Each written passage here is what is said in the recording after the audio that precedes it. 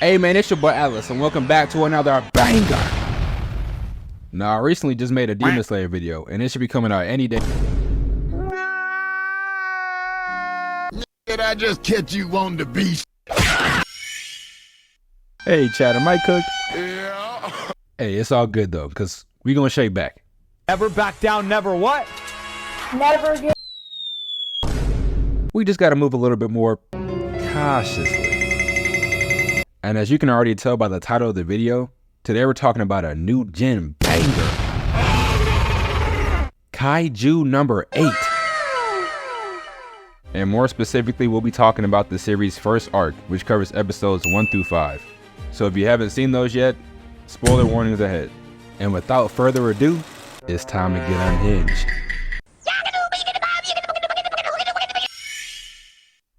So the story begins in just another average day in Japan, where everyone's going about their daily routine and enjoying their lives. Oh, I hope he picks up. What the hell? Hey yo, excuse me, miss. All day. I'm trying to do a video here. Hello? Hey, baby. What's up, Nicki Minaj?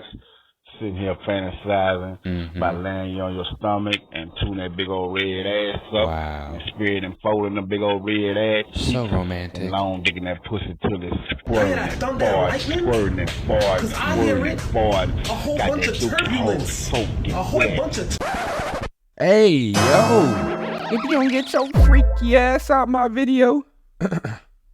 Anyways, before I was rudely interrupted, everybody was enjoying their day until this big back Tortuga decided to yeet everybody from existence. But never fear, because the 3rd division of the Anti-Kaiju Defense Force has arrived on scene. And you can tell these niggas were not messing around, because I blinked for a singular second, and they already put out the one-tap cannon. Hello. You ever go night-night, nigga? And just like that, this post-Infinity War Incredible Hulk level threat was packed up. But where one story ends, another one begins. Because after all that cool ass fighting, they finally introduced the main character. And I know what you're thinking. Atlas, was he not one of the ones scrapping and throwing hands against the kaiju? No, he was not. This nigga is part of the cleanup crew. Ladies and gentlemen, introducing the man of the hour, Kafka Habino. And I know what you're thinking. This grown-ass man is the protagonist? Like, there's no way he's a teenager, right? And then I thought to myself, damn, how old is this nigga? And then I thought to myself again, didn't he help write the Declaration? 407 years ago, lived the land of old niggas. But you see, there's always two sides of the story.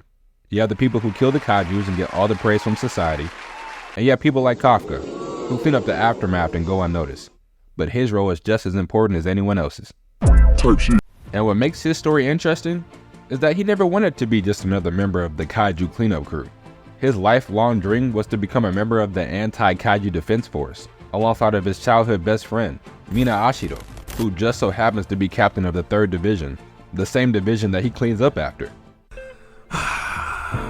Pay me to black him out. The next day, Kafka clocks into work to find out that they have a new recruit, Rino Ichikawa. And similar to Kafka, he also has goals of joining the Defense Force. And that's when this Bob Ross lookalike basically calls Kafka a bum and makes fun of him because he never made it. And Kafka was like, Daddy, chill. It is what it is. It is what it is. and you'd think that'd be the end of that, right? No. He immediately started pressing this man. What you said, nigga? Like I said, that shit ain't got nothing to do with me, gang. I don't feel like you standing on business, nigga. So Kafka was pressed, but he couldn't really trip on it for too long because he had to suit up. It was time to get to work. And for the 2nd day in a row, they put that man on dookie duty. Can't do it. I can't take this shit no more, man. But nevertheless, Kafka and the boys get the job done. And by the end of the day, him and Rono have become a lot closer and started having a heart-to-heart moment. But in typical anime fashion, it did not last very long. Because mid-conversation, this man was about to get Eren Yeagered by a variant Jaw Titan. But luckily, Kafka was there to save him in the nick of time. But now they are in the most unfortunate 2v1 in history. I like you, and I want you. Now we can do this the easy way or we can do it the hard way. The choice is yours.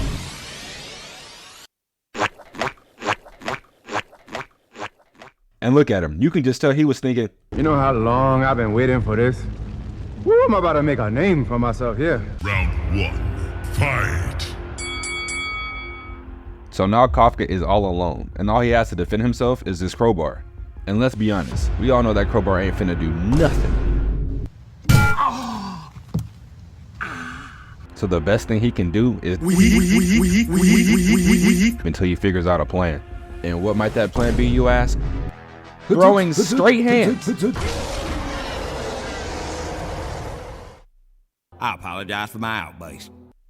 Ooh, that brother's floating in the air. So after he gets smacked into oblivion, this creature crushes his leg. My leg! And in this moment, you would not be insane for thinking he was about to get sent to the graveyard. But plot armor saves the day once again, because this man was less than a millisecond away from being turned into the Headless Knight. But Reno gets there just in time and smacks the absolute dog shit out of this demonic spider. Get out the way, get out the way. But the young Jew shakes back and looks very pissed off. But fortunately for them, Renner already called it in, and some of Division 3 pulls up, including Mina. And they clean that young Jew off expeditiously.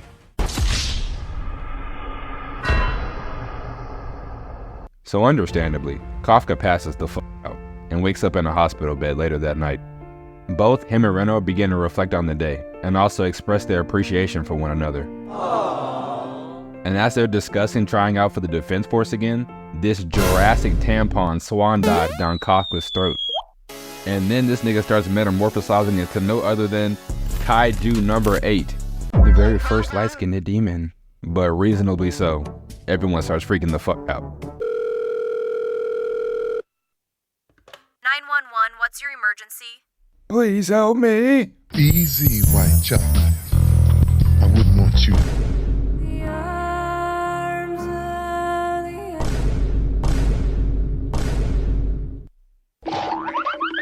And look, I get it. I'd be running too if I had the entire 3rd Division on my ass. But while they were on the run, Kafka sensed another kaiju and decided to go check it out. But luckily for this mom and daughter, he did, because they were about to get turned into a mid combo. You got locked the f*** up! So Kafka packs up this kaiju, saves the family, and then dips out right before Division 3 shows up. The next day, Reno and Kafka go back to work as they try to keep a low profile. They also find out that they both passed the written portion of the Defense Force exams. Go crazy! Go stupid! Go crazy! And at 32 years old, this might be his last chance to make it. So the boys pull up to the exam ready to go, but you can tell they're a little bit anxious. Which is understandable, because if he messes up here and transforms, the entire base is about to give him that Utakata treatment. Man! What did he do to make them that mad? But look, as the boys were talking, this rude blonde girl pulls up and tells Kafka to move his van out the way because he's in her parking spot. Mind you, there's like 80 other spots. She just wanted to park there for the day. And Kafka was like, nah bruh, I'm not moving. This girl picks up his van with one hand and yeets it across the parking lot. Fuck wrong with him? And she was not finished. She walks up to this man and goes, "You smell like a kaiju." Zoinks! Zoinks! Zoinks! Zoinks! This lunatic introduces herself as Kikaru Shinomiya, aka the daughter of the director of the entire Defense Force. Oh no! Like bro's walking in with her own butler and private security. But the boys ain't got no time to stress over that, because the exams are about to begin. And off the rip, this man is already struggling. Event after event, this man is either coming dead last or pretty close to it. And it makes it no better that Kikaru's been on his head the whole time. First of all, you're nothing but a trashy hoe. Second of all, you suck dick. Third of all, you're not a boss ass bitch. You're a boss ass trashy hoe. But you gotta respect Kafka, cause he could use his kaiju powers and dust everybody. But he doesn't want to win like that. But now it's time for the next part of the exams to begin, and their instructor is no other than the bowl-cut king himself, Soshiro Hoshina. And he gives them the wildest instructions known to man. He opens up the gate and nonchalantly says, "Hey, all these kaijus in here? Murk them all." But the moment those gates open, this kaiju starts hauling ass towards the vice captain, and Hoshino just stands there, unfazed. And somehow the gates close just in time.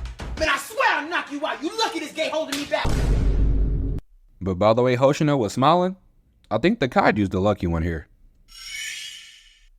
But fast forward a little bit later, they're taken to this facility where they put on their kaiju combat suits.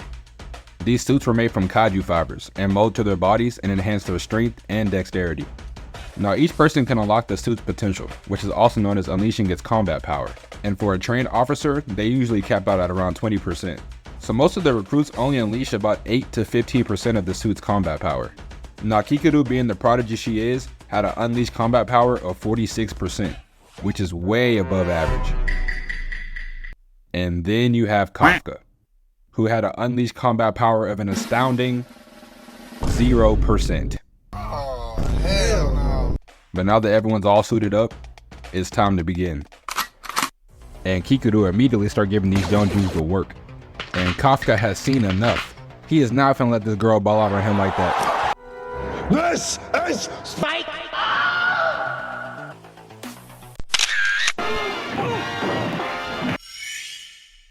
This man was snatched up so fast.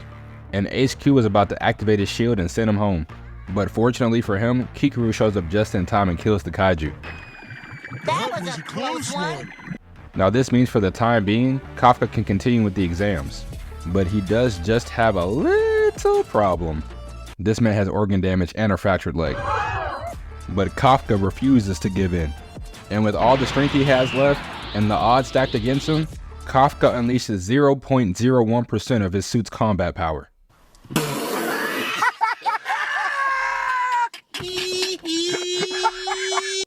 I haven't seen lower odds since I put money on Yamcha actually winning a fight. But broken leg and all, he gets back up, and the exams continue. So they get back to beating up kaijus when all of a sudden, Kikaru gets shot in the chest. And everybody starts tweaking out, because she was piecing up kaijus the whole exams and hasn't been touched yet. So what could possibly be strong enough to shoot her in the heart? Is that a humanoid kaiju? Hell no. But don't worry, it gets worse. Because he activates his Deadeye ability like he's in Red Dead Redemption.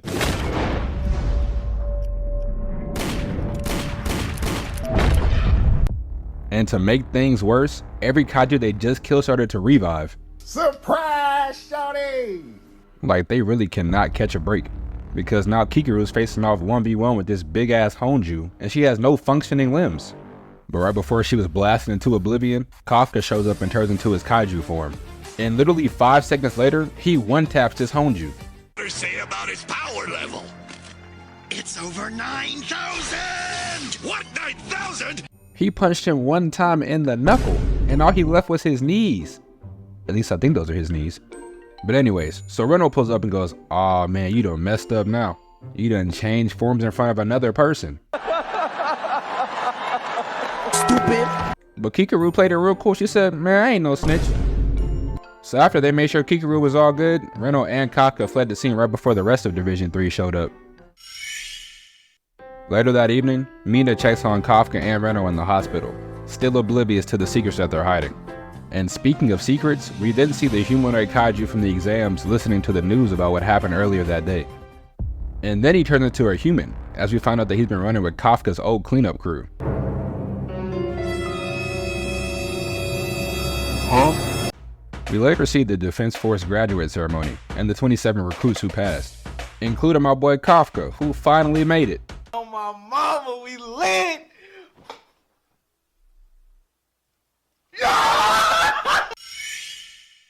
Later on, Reno, Kafka, and Kikaru meet up at a coffee shop and discuss their secret. Kafka suggests that he might need to tell the Defense Force that he's a kaiju, because they might have a cure for him. And Kikaru was like, that's probably not a good idea, because they're either going to neutralize you on the spot or turn you into a lab rat. Nani? Fast forward a little bit later, all the new recruits are continuing training and bonding in their own unique ways. Until one night, a siren blares out throughout the entire station and they realize that this is not a drill. So they all suit up for their first mission as members of the Anti-Kaiju Defense Force. Hey man, this show is straight gas. And as you already know, this is just the first part of the season. So if you guys want a part 2, just let me know down in the comments below. And if you haven't already watched Kaiju number 8, please go check it out. And if you made it to the end of this video, I greatly appreciate you guys. And if you could, please like, comment, and subscribe. It's your boy Atlas, and I'm gonna catch you next time. That's all, folks. Later, Nick.